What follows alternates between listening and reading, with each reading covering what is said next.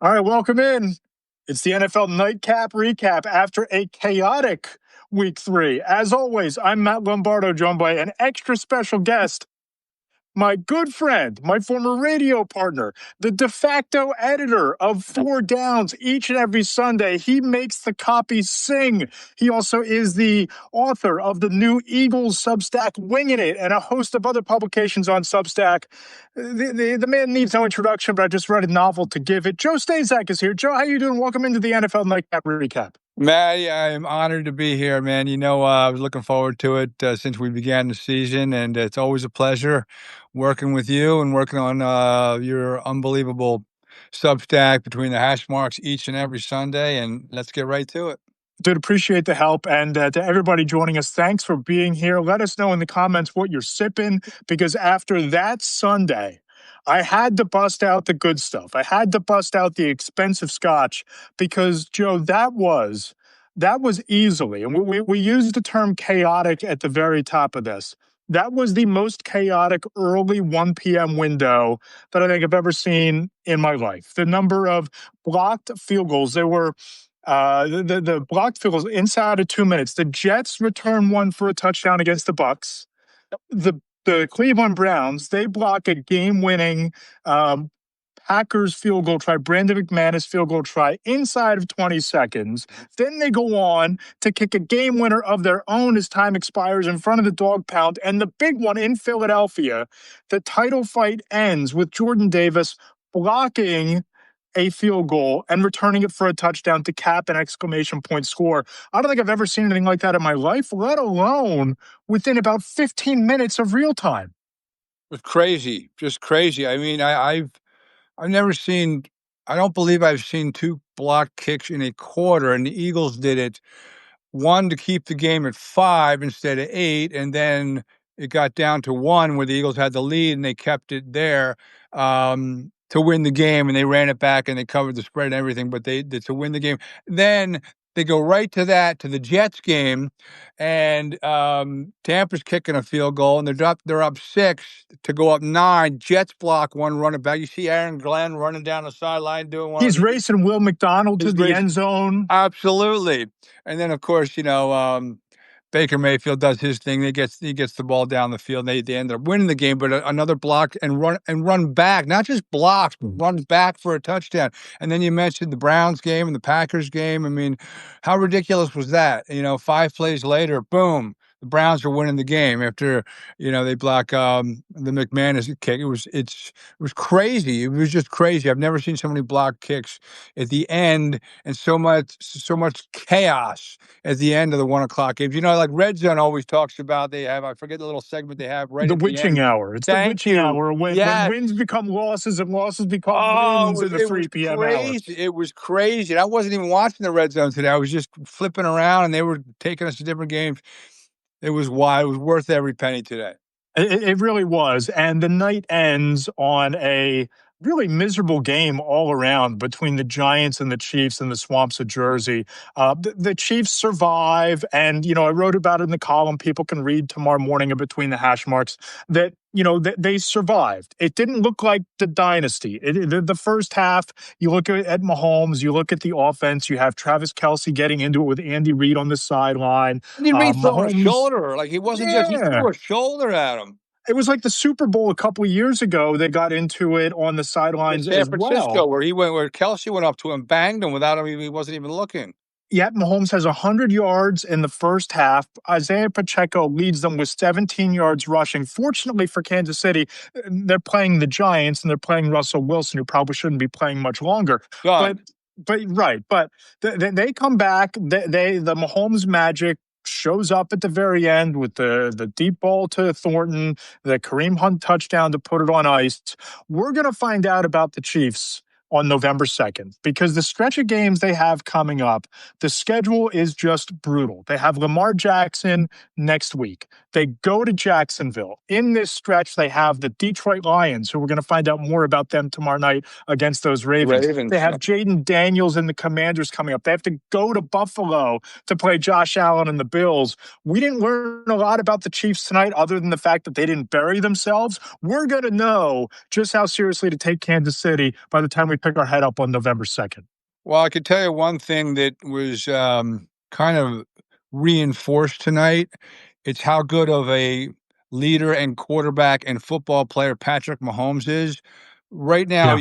he's kind of the whole team, and he was the whole team against the Eagles. But two things he did tonight at the end of the first half: he throws a backwards pass to one of his guys right down near the goal line, about the 15-yard line, and a Giant scoops it up and is about to take it in for a touchdown.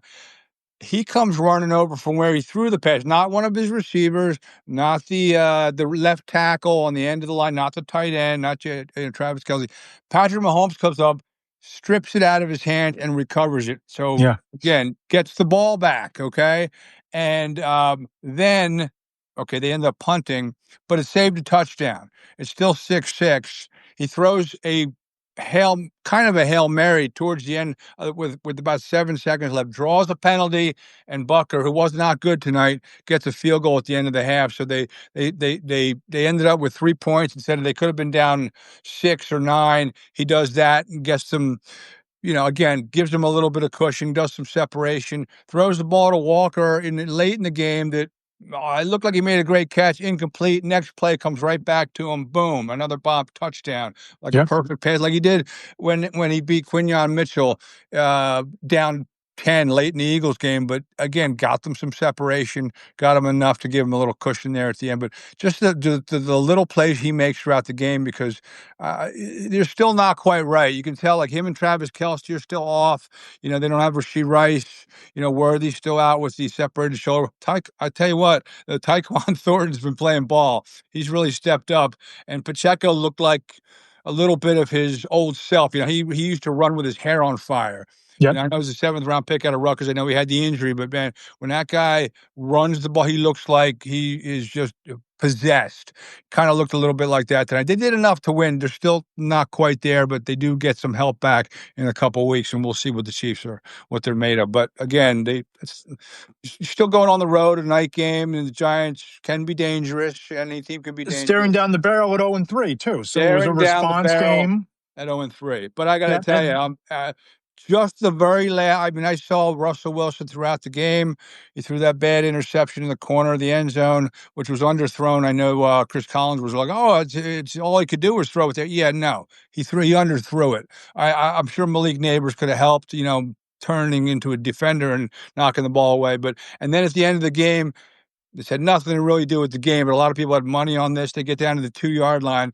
1st and goal, Russell Wilson throws. He gets flagged for intentional grounding at the 2-yard line. He threw the ball into the tunnel. And then the next 2 passes, one was uncatchable and the other one hit the goalpost. Like, didn't even give a player a chance to catch the ball. I've seen enough of him. I know Jackson Dart came in for a little bit, handed the ball off. I'm not sure if he threw a pass, but I am done with Russell Wilson. Friend of the pod, frequent questioner on the mailbag, Philip Johnson checks in the chat. We're going to talk about Russell Wilson throwing the ball away on all 4 downs on 1st and goal. Joe, I don't know about you. Did I just say that? But I'm out on the Russell Wilson experience. I'm ready for Dart Mania. If you've listened to the podcast with Mike Tanier and I every Tuesday, you know that I've been saying that the circlet game for the Jackson Dart debut was Week 5 in New Orleans against the Saints. One of the worst defenses in football. You're away from the Boo Birds in East Rutherford. You're away from 0-3, 0-4. But after what I saw from Russell Wilson tonight, I don't know that you don't start Jackson Dart in Week 4 in a meaningful quote-unquote game against Justin Herbert, against the Chargers, because I don't know how, watching what Russell Wilson did and didn't do, how playing Jackson Dart lowers the floor when you have the chance to raise the ceiling with Dart in there. I have seen enough of Russell Wilson. Whatever happened to Dallas was a byproduct of a terrible Cowboys defense. He was locked in. Terrible. You saw what happened today. Today, got lit up. Locked in with Wan'Dale Robinson, locked in with Malik Neighbors.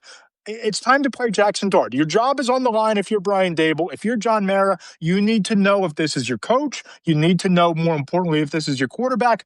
Play Jackson Dart against the Chargers. Give him a meaningful game to get his feet wet at the NFL level. Malik Neighbors is one of the premier receivers in the league at 109 catches as a rookie playing with Tommy Cutlets. He had 2 catches for 13 yards tonight.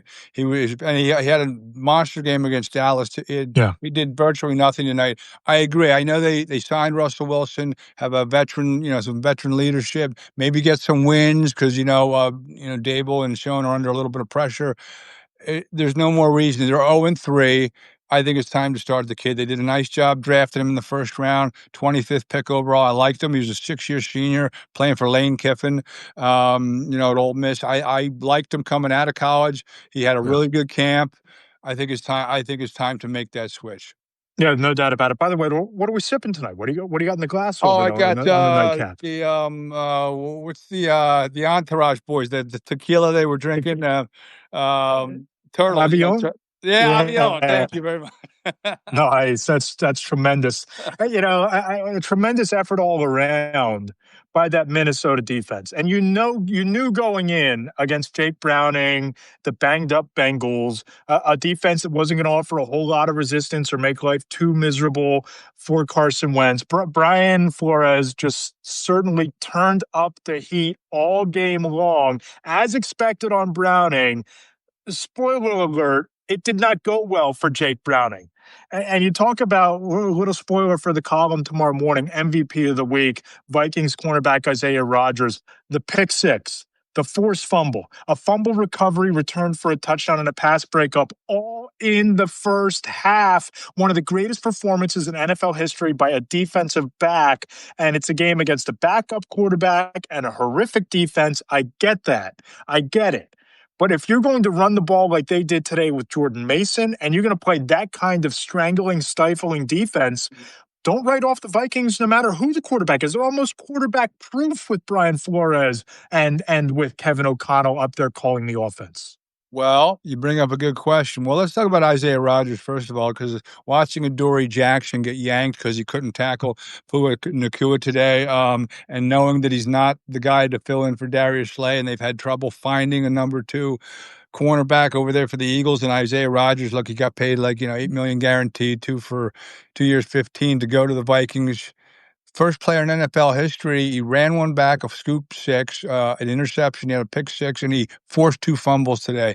All over the place today. Yeah. Was Isaiah Rodgers. Would have been nice if, look, how we can't get them all right, that's fine. But Brian Flores has a nice little toy there to play with and did a phenomenal job. Carson Wentz, all right, Ginger Jesus comes in, Look, they put up 48 points. I know Jordan Mason had a big game and whatnot, but he threw a couple touchdowns. JJ McCarthy, 1 quarter out of 8, not good, and he's been hurt. Like, if Carson Wentz, and I'm not one to start quarterback controversies because McCarthy's probably their guy of the future. We know that. Yeah. But you're going to win some ball games probably with Carson Wentz, at least, having some experience. And McCarthy didn't look good, and he's hurt now. What do you do if this continues to go well and the defense plays well and you ball out with Carson Wentz and McCarthy's healthy?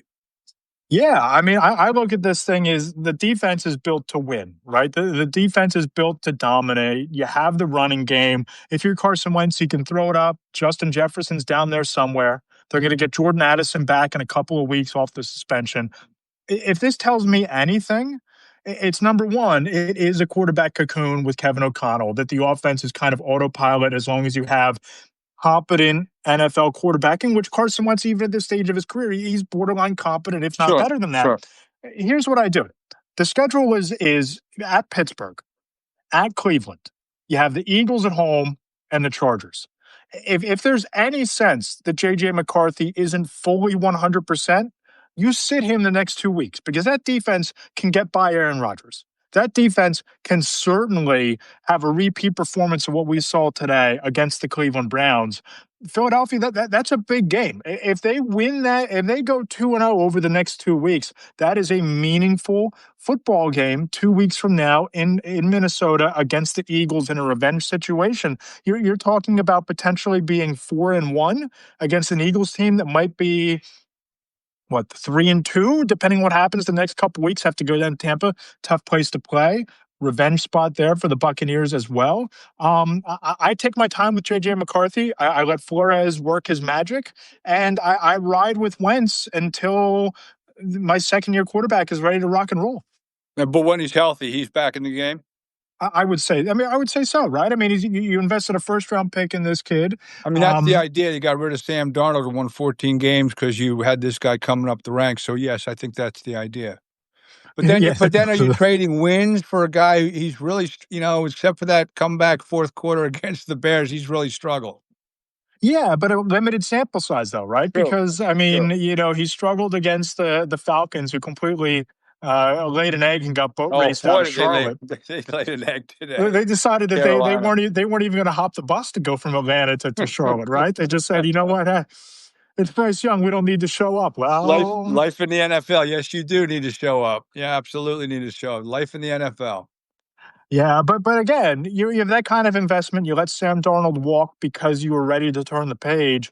Yeah. I don't think, barring some sort of Sam Darnoldian turnaround to his career, I don't think Carson Wentz is going to steal that job. But if he's playing at that higher level, I guess it forces a conversation, but I think you still have to commit to developing the kid you drafted in the first round. But it's another former first round pick who's taking the league by storm right now, Joe, and that's Daniel Jones. And at some point, we have to start taking Daniel Jones and the Colts seriously, at least within the confines of the AFC South. I mean, the Jaguars, they did what they needed to do today. But I look at what the Colts have done with Indiana Jones, what they did today against Cam Ward and the Tennessee Titans on the road.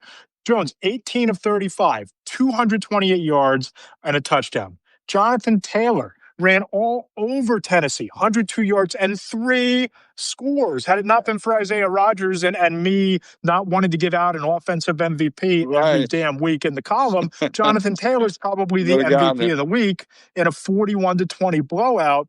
They win in blowout fashion. They win with defense. They've shown they can win with tight games. Daniel Jones can show that he's the guy. It's just in a very wide open, I guess, is the term for the AFC South, where the Texans have always been this enigma, in my opinion, that they're now 0-3. 0-3. Right? Yeah. Suddenly, when Shane Steichen has a viable quarterback to work with, he's done very well. Forget about Anthony Richardson. I obviously don't think that they think he's an NFL quarterback. He almost got to the playoffs with Gardner Minshew. There was a drop pass there in the last game of the season 2-3 years ago, or they would have got into the playoffs with him. Look, he does well with the quarterbacks. He was really good here with Jalen Hurts back in 2022.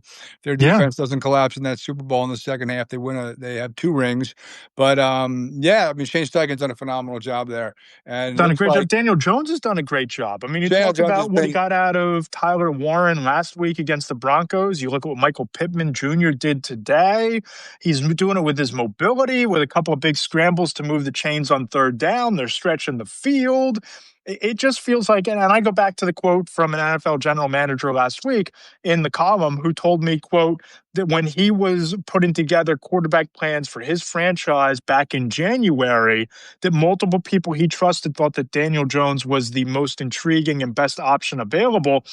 Hey, the Colts might have benefited here, whether it's a one-year audition or they decide, hey, we can move forward with Daniel Jones. We're putting cart ahead of horse here just a little bit.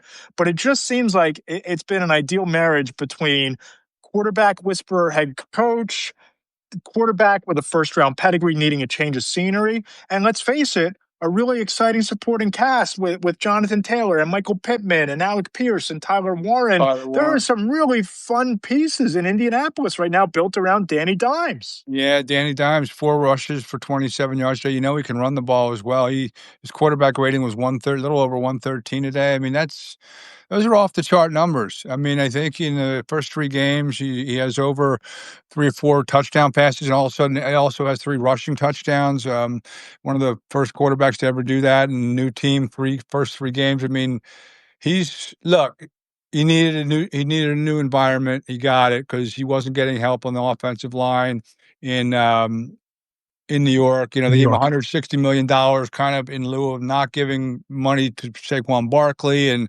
so he was criticized for that. And then he just had, he got benched, and wasn't he like on the scout team playing safety then, after like his game? Well, within the span of a week, they bench him. he gets on this. They put him on the scout team playing safety. He asks for his release the next day and gives a basically farewell press conference. So the next day they cut him in New York, and he lands in the quarterback cocoon of Kevin O'Connell for a month and a half. Absolutely. Gets to sit there and learn. I know it's a limited sample size. I know he didn't appear in any games, but you're in that building, you're in that system, you're absorbing that coaching, and you talk about this well-worn path now. You have Baker Mayfield playing on the fringes of the MVP conversation the last couple of years. You have Sam Darnold experiencing now a bit of a renaissance over the last 2 seasons in 2 different places. You have Jared Goff playing at a high level, another former first-round pick with pedigree. Why not Daniel Jones in this situation? Yeah, it was number 6 pick overall. If you remember, Dave Gettleman, got criticized heavily for taking the kid from Duke at number 6 overall, and he was a little up and down. I was a little more high on him than others, but then he really kind of fell off in the last year or two, and I was like, yeah, he probably needs a change. He just needs go somewhere else. New coaching system. And like you said, he went to Minnesota for a little bit. It's like Sam Darnold going to San Francisco, working with Kyle Shanahan for a little bit in that system before he, then he went to Minnesota and became a 14-game winner. Now he's, a starting quarterback up in the great Northwest. So a lot of it, the coaching is such a big part of this. I don't know if you saw Tom Brady a couple weeks ago when he talked about giving up on guys too soon. Some of these guys haven't been taught like Brady was taught, cover 1, cover 2, cover 3, cover 4, Tampa 2. He was taught by the greatest defensive coach maybe ever in terms of how to read defenses. And he was, that's how he was brought up. That's how he was trained. But he said a lot of quarterbacks don't get that kind of training. So it does make a big difference sometimes what environment you land in and what situation you go to that's going to dictate, your future and your career. Got 10 people hanging out with us here. Really appreciate you staying up late with us on the Nightcap Recap. I've got the expensive scotch, the Balvenie Caribbean Wood Aged 14-year. Very nice. Expensive scotch, the good scotch for a night like this. We got Joe sipping the Avion. If you're hanging out and you're sipping with us, what are you drinking? Let us know in the comments section. A couple more games I want to touch on, Joe. I want to go to San Francisco. A team that I was really bearish on coming into the year because of the injuries, because of the letting Deebo Samuel walk. Now you have Brock Purdy banged up. Mac Jones now 2-0 after the last 2 games. The Fighting Mac Joneses. Kyle Shanahan's dream quarterback, arguably, maybe, potentially, instead of taking Trey Lance all those years ago. But I thought today against Arizona, a very hungry Cardinals team that looked like they had the defense for much of this thing to take a changing of the guard type of moment in the NFC West. The 49ers, they showed some championship mettle and some character. I got to give it to them. You look at they survived last week on a game-winning field goal today. McCaffrey, 140 yards from scrimmage. Side note, Ricky Pearsall looks like number 1 wide receiver out there. 11 targets, 117 yards. Feed the man. He was shot like last year, wasn't he? In the chest, yeah. Right. Yeah. I mean, come on. 8 catches for 117. Are you kidding me? And McCaffrey, who kind of came into the year, was a little banged up, didn't know what was going on with him. I mean, that Mac Jones play that got him into field goal range was a gorgeous little, a little over-the-top slip screen, and McCaffrey, did the rest and got him into field goal range. And then I think they took one more snap, moved it into the, because it's into the middle of the field because they got rid of Jake Moody, I believe, because he missed a couple field goals a couple weeks ago.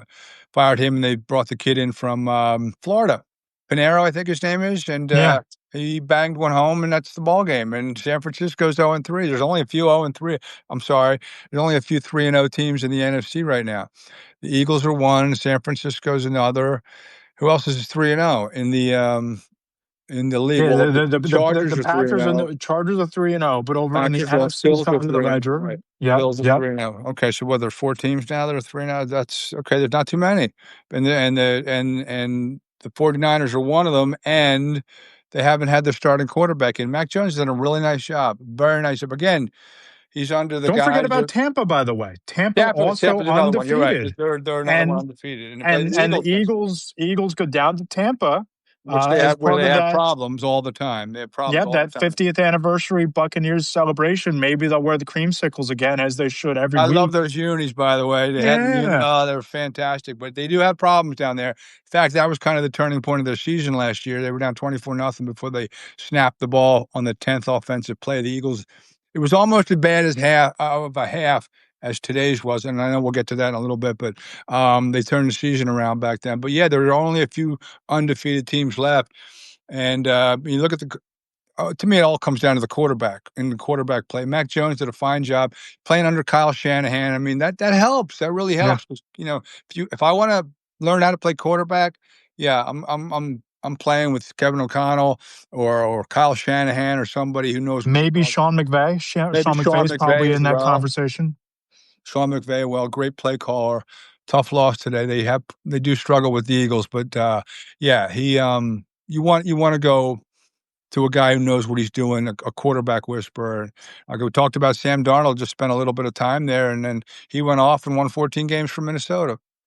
So For sure. it really Let's makes it. roll. Let's roll to the game of the day, which was Yeah. in Philadelphia, and it was really the tale of two games. Because if you just watch that first half, it looked like the Los Angeles Rams are going to get their revenge. Jalen Hurts walks into halftime, -1 passing yards, not a whole lot going in the ground game. Matthew Stafford between the 20s, basically surgical. They kick three. The Rams do three first half field goals. The Vic Fangio's defense bends, buckles, but refuses to break. And then in the second half, just reinforces the argument that I've been making for the last 2 years or so that AJ Brown is the most important player on that roster, certainly on that offense, just absolutely goes off, ignites the Eagles offense, lights a spark underneath Jalen Hurts. A.J. Brown has that 37-yard catch 2 plays later. They connect with Dallas Goedert for a touchdown. 6 catches on 10 targets, 109 yards and a score. The game, of course, ends as dramatic fashion as you can write it up, and with Jordan Davis blocking a field goal and the big 336-pound man rumbling, stumbling, bumbling all his way, sprinting for a touchdown to ice it at 33-26 after triple zeros hit the scoreboard.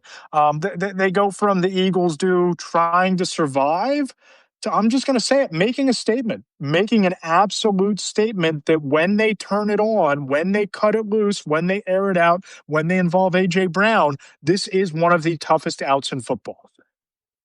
Run your offense, please. Just run your offense. You know what I mean? Like, run the offense. Like the first half of football today was, and I'm not making this up, it was technically the worst half in Nick Sirianni's tenure in Philadelphia in his 5 years.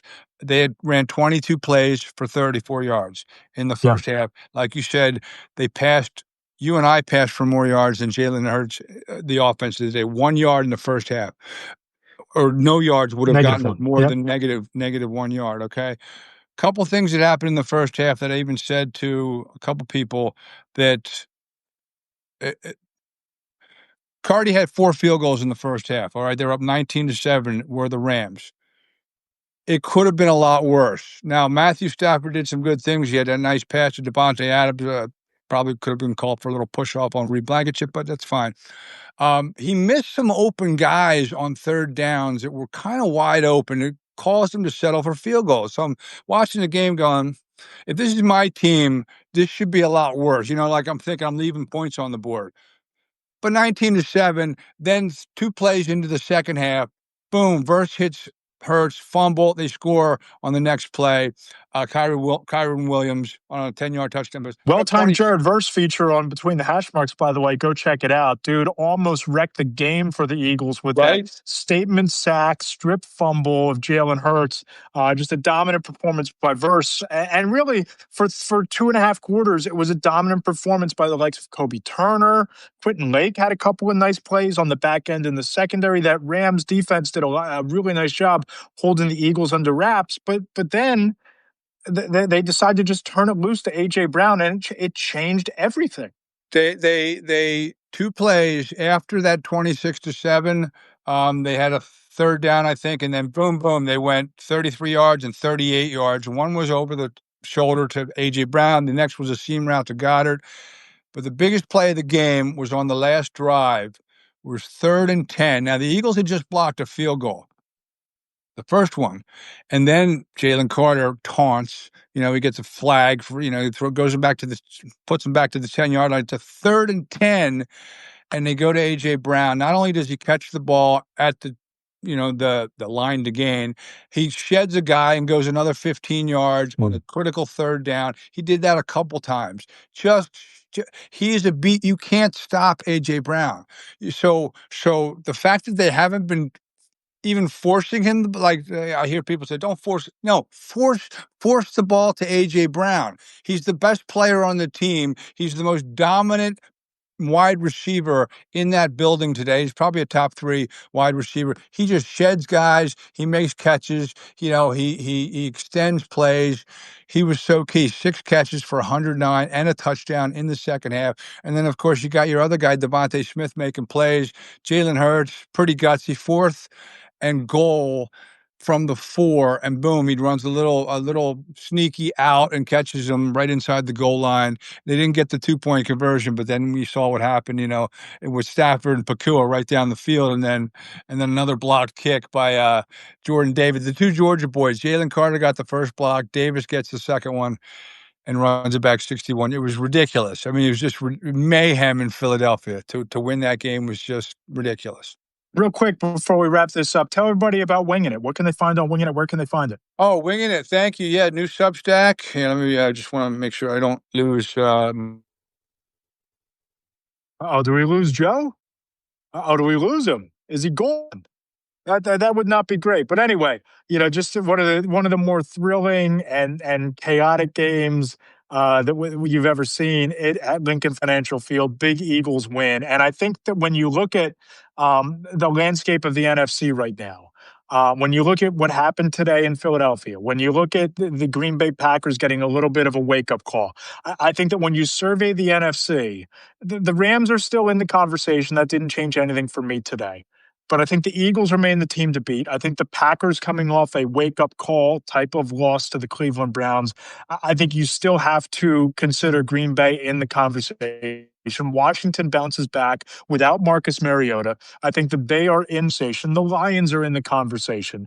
And in the AFC, it's Baltimore, it's Buffalo. I still don't know about Kansas City, but it's time to really take the Los Angeles Chargers and Justin Herbert seriously. I wrote about it at the top of the column tomorrow morning. You can check it out between the hash marks in 4 downs.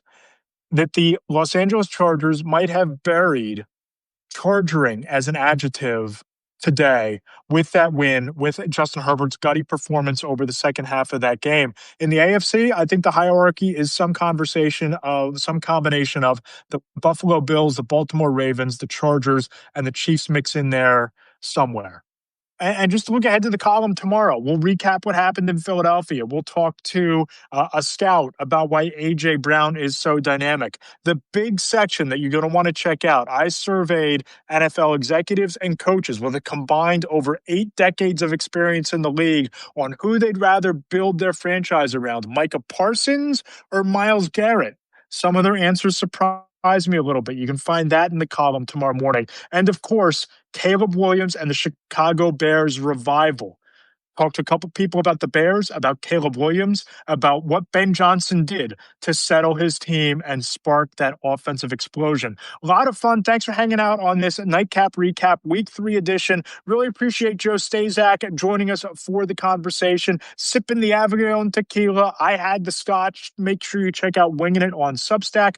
I'll be back on Tuesday, and I can't wait for this week's podcast with Mike Tanier. Of course, if you can subscribe to Between the Hash Marks on Substack, you'll get full access to the column tomorrow morning. 4 downs. Be sure you check it out. I'm Matt Lombardo. Thanks for hanging out with us. Talk to you later this week.